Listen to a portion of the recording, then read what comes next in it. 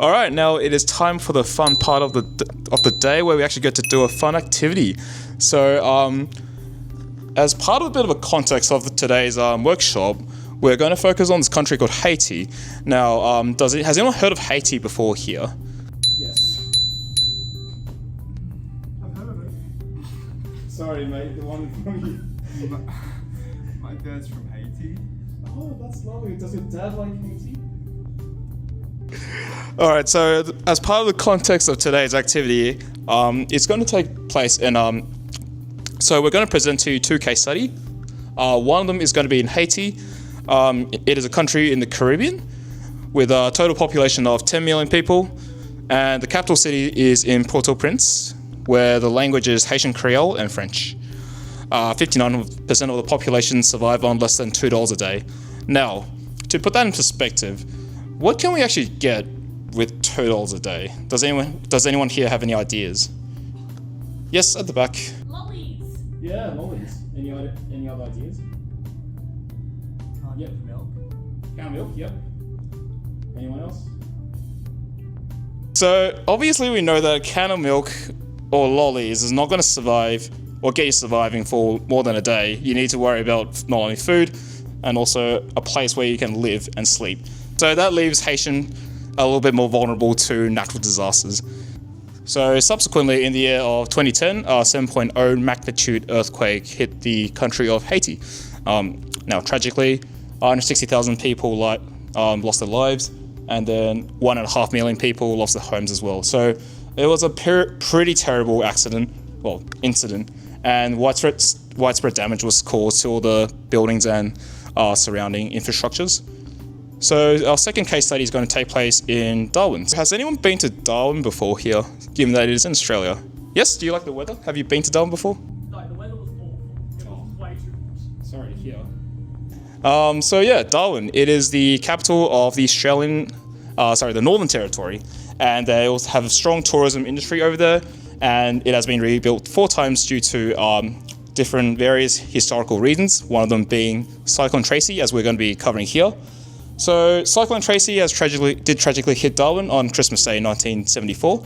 It did claim 71 lives, where 70% of the buildings in Darwin were destroyed. The force of nature had a devastating impact on the city and also on many of the indigenous communities there. So, as part of the same, we want to get you guys to be building something that could potentially send up to a natural disaster. So we want you guys to be building a safe structure with some of the materials we'll be providing. So we're going to be testing 3 natural disasters. One of them is going to be a cyclone. So as you will see, Alex will be holding up a hairdryer. So that is where we're going to be testing your design against against wind. We are also going to be testing your design with rainfall. So once again, we'll be using a watering can. And then lastly, there'll be earthquakes. So this is where we'll get, one of us will be holding up your design and we'll be shaking it frantically to see whether it actually stands up to an earthquake. So,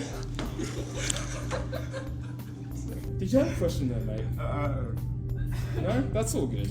we'll get you guys to be doing the completing the 3 tasks over here. So the first task would be to plan. So you'll have 15 minutes in total. So your first 5 minutes will be spent planning, and that's where you'll jump into your groups and discuss about what you want to be building.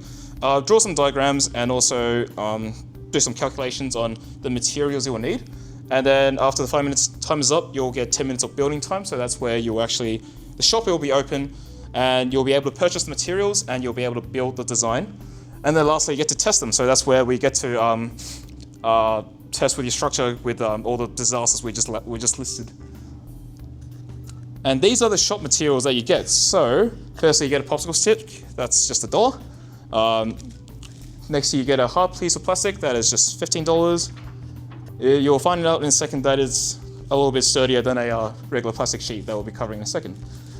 Next, we'll be talking about a cardboard sheet, which is just going to be $5. Now, and then you get a plastic sheet, $2, a bit flimsy. Next, you'll have a blue tack ball, so that's just $5. And then lastly, you'll have masking tape, and that is just going to be $10. So with all those materials, we want you guys to be coming up with a design that's going to be able to withstand all the natural disasters that we've presented. They have to sit on your cake board, but they'll be free, so don't worry about the money.